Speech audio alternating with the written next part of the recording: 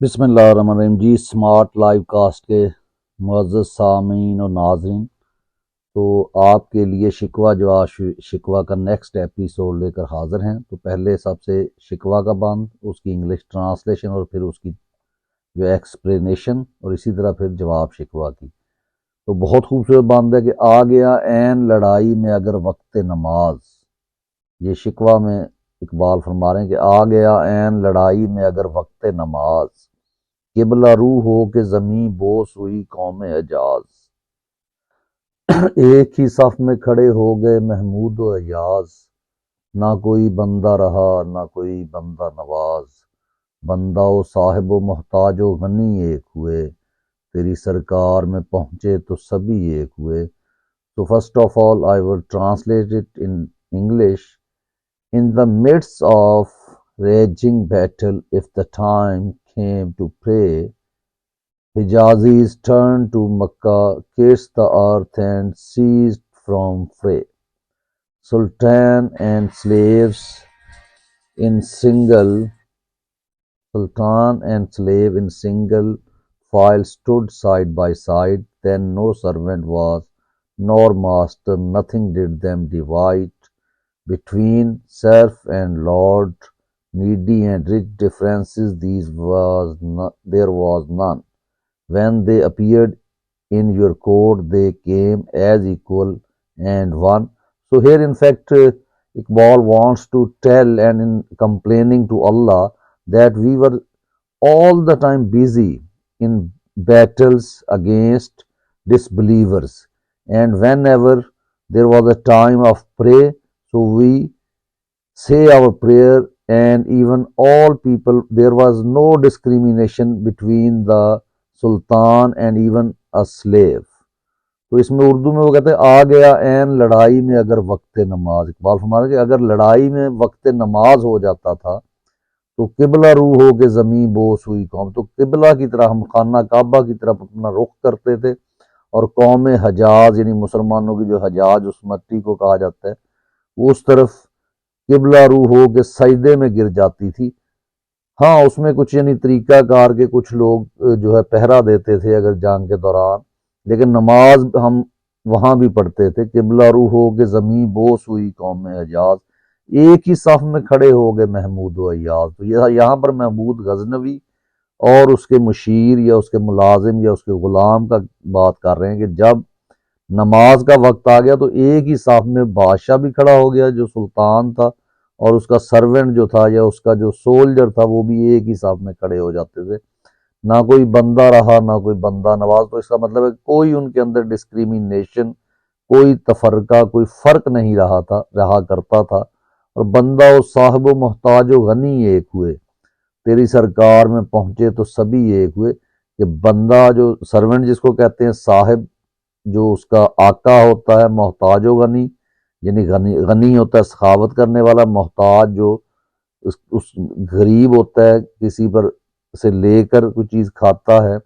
یا اسے وہاں پہنچائی جاتی ہے۔ اور تیری سرکار میں جب یہ لوگ پہنچتے ہیں مسجد میں تو سب ایک ہو جاتے ہیں۔ تو یہاں پر دراصل اقبال نے جو آج کل پاکستان میں چل رہا ہے کہ ہمارے 10ویں سے بھی کم یعنی بالکل ان پڑھ مولوی حضرات جس طرح سے ہمارے اندر فرقہ واریت پھیلا رہے ہیں،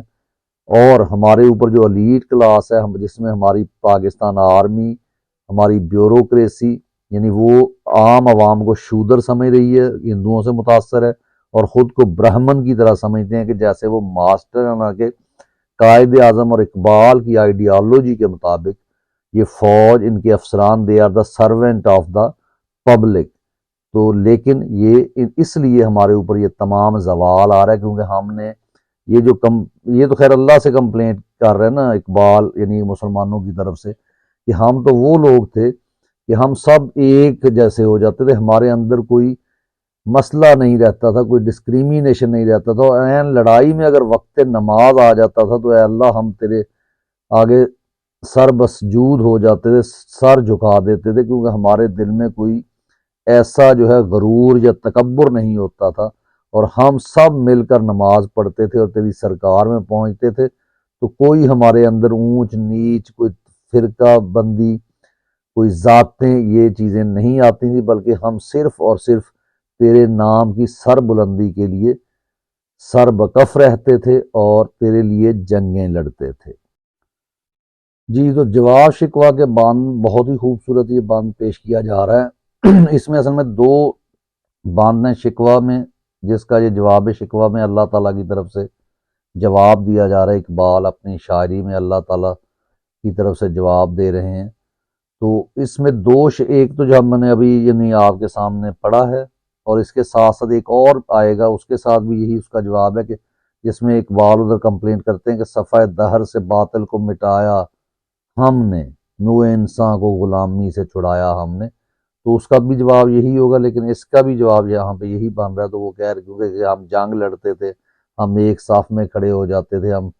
جو ہے جنی عین لڑائی میں اگر وقت نماز آ جاتا تھا تو ہم سجدوں میں گر جاتے تھے، اور ہمارے اندر کوئی ڈسکریمینیشن نہیں باقی نہیں رہتا تھا۔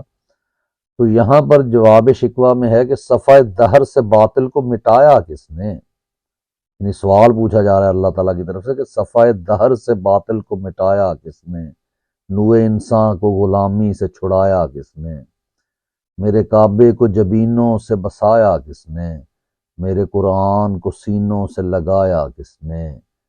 تھے تو آبا وہ تمہارے ہی مگر تم کیا ہو، ہاتھ پر ہاتھ دھرے منتظر فردا ہو۔ جی تو انگلش میں اس کا تھوڑا سا، اور پھر میں میننگ بھی ورڈ کے بتا دیتا ہوں اور ساتھ تشریح اس کی، کہ who blotted out the smear of falsehood from the pages of history، کہ کس نے جو ہے تاریخ میں سے یعنی صفحہ دہر سے باطل کو کس نے مٹایا، اللہ تعالیٰ جواب مانگ رہا ہے۔ who freed mankind from the chains of slavery and who یعنی نوع انسان کو غلامی سے کس نے چھڑایا، the floors of my Kaaba with whose forehead swept، اور کون تھے وہ کون سے ماتھے تھے جو میرے کعبہ کے آگے جھکتے تھے، who were they who clasped my Quran to their breast، اور وہ کون لوگ تھے جنہوں نے میرے قرآن کو اپنے سینوں میں لگا رکھا تھا، بلکہ حفظ کیا ہوا تھا اور اس کے مطابق زندگیاں گزارتے تھے۔ تھے تو آبا وہ تمہارے ہی مگر تم کیا ہو، تو اس کا انگلش میں your forefathers indeed they were, tell us who are you، we pray with idle hands, you sit awaiting the dawn of a better day، تو یعنی کہ تم آنے والے کل کے لیے بیٹھے ہو گے، اچھا دن آئے گا، اچھے دن کے انتظار میں بیٹھے ہو، جبکہ تمہارے جو وہ فور فادر تھے وہ ہر وقت سٹرگل کیا کرتے تھے۔ اس شعر اس خوبصورت بند میں کہا جا رہا ہے کہ صفحہ دہر سے، دنیا دہر دنیا کو کہتے ہیں، کہ دنیا سے باطل کو کس نے مٹایا، یعنی باطل مراد کفر، اللہ کے دشمنوں کو، نوع انسان کو غلامی سے چھڑایا کس نے، کہ وہ لوگ جو غلام تھے ان کو غلامی سے کس نے چھڑایا، اللہ تعالیٰ پوچھ رہے ہیں، اور میرے کعبے کو جبینوں سے بسایا کس نے، کون وہ لوگ تھے جو سجدہ کرتے تھے، تو اس طرح سے سجدہ کرتے تھے کہ جیسے اللہ تعالیٰ کے بالکل اللہ ان کو دیکھ رہا ہے، اور ان کے دلوں میں ایمان ہوتا تھا، نہ صرف وہ زبانی کلامی مسلمان ہوتے تھے، اور میرے قرآن کو سینوں سے لگایا کس نے، یعنی ہم تو قرآن کو جو ہے سنبھال کے اس کے اوپر لحاف ڈال کے رکھنے والے ہیں، خاص کر برے صغیر کے مسلمان، تو وہ لوگ تھے قرآن کو سینوں سے لگانے والے جنہوں نے قرآن کو پڑھا، قرآن کو سمجھا، قرآن کے اوپر عمل کیا، اس کے ایک ایک لفظ کو دیکھا۔ اور ہمارے ہاں تو یہاں فتوے دے دیے جاتے ہیں کہ اگر قرآن آپ خود سمجھو گے تو آپ گمراہ ہو جاؤ گے، حالانکہ اللہ تعالیٰ قرآن میں فرماتا ہے کہ میں نے قرآن کو آسان بنایا ہے تاکہ اسے سمجھا جا سکے۔ پھر وہ کہتے ہیں کہ تھے تو آبا، وہ آبا سے مراد فور فادر، کہ آبا وہ تمہارے ہی مگر تم کیا ہو، ہاتھ پر ہاتھ دھرے منتظر فردا ہو، کہ وہ تمہارے آبا تو ہر وقت اللہ کی راہ میں جہاد کے لیے ہر وقت جو ہے تیار رہتے تھے، لیکن تم ہاتھ پر ہاتھ دھرے سلگش ہو کر ایک اچھے وقت کے انتظار میں ہو۔ یہ بالکل شعر جو ہے اقبال نے برے صغیر کی قوم کو انگریز کے دور میں جگانے کے لیے، اور آج اگر کیوں نہیں پڑھایا جاتا ہے ہمارے ہاں فوجی کیوں اقبال کو پڑھانے نہیں دیتے، کہ یہاں پر یہ بتایا جا رہا ہے کہ جہاد آپ پر فرض ہے، اور تم لوگ کون ہو جو کہتے ہو، یعنی گلہ تو کرتے ہو، لیکن وہ تمہارے آبا تھے، وہ ارطغرل غازی تھا، وہ عثمان غازی تھا، وہ خالد بن ولید رضی اللہ تعالیٰ عنہ جیسے لوگ تھے، وہ صحابہ جیسے لوگ تھے، وہ پکے مسلمان تھے، نور الدین زنگی جیسے لوگ تھے جو جنگیں لڑنا جو ہے جہاد کرنا فرض سمجھتے تھے، اور تم کتابوں سے جہاد کو نکالی جا رہے ہو۔ وہ تمہارے آبا تھے، تمہارا ان سے تعلق تو تھا، لیکن تم وہ نہیں ہو۔ تم تو ہاتھ پر ہاتھ دھرے اس چیز کے منتظر ہو کہ اچھا وقت آئے گا، اور تم نے دنیا کے کھیل تماشے کو جو ہے وہ سمجھ لیا ہے کہ یہی سب کچھ ہے، اور دنیا کی عزت کو تم نے سمجھ لیا کہ یہ تمہارے لیے عزت ہے، جبکہ اللہ تعالیٰ یہ فرماتا ہے کہ میری راہ میں جہاد کرو، میری راہ حق بات کے ساتھ کھڑے ہو جاؤ، ڈٹ جاؤ، تو ہمیشہ جیت جو ہے اسی لشکر کی ہوگی جو اللہ کے لیے، اللہ کی حاکمیت قائم کرنے کے لیے۔ اور آج جو وقت پاکستان پہ چل رہا ہے کہ جس میں ایک طرف الیکشن ہونے جا رہا ہے کہ آپ نے اپنے ملک کے فیصلے اپنے ملک میں کرنے اپنے اللہ کی شریعت کے مطابق، اور دوسری طرف وہ لوگ، وہ مافیا، وہ سارے یعنی ہینڈلرز کھڑے ہیں جو آپ کو ڈرا رہے ہیں،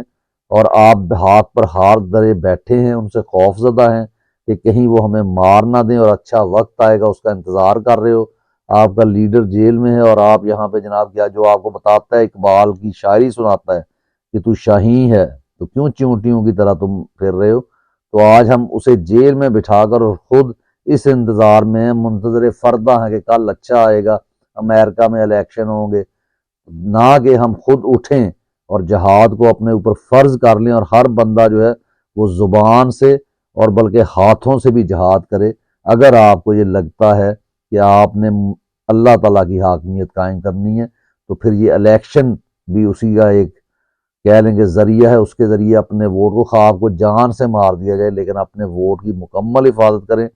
اور ان مافیاز کو اور اللہ کے دشمنوں کو، شیطان کے لشکروں کو مکمل شکست دینی ہے۔ اللہ تعالیٰ آپ کا حامی و ناصر، انشاءاللہ ملتے ہیں نیکسٹ ایپیسوڈ کے ساتھ۔ پاکستان زندہ باد۔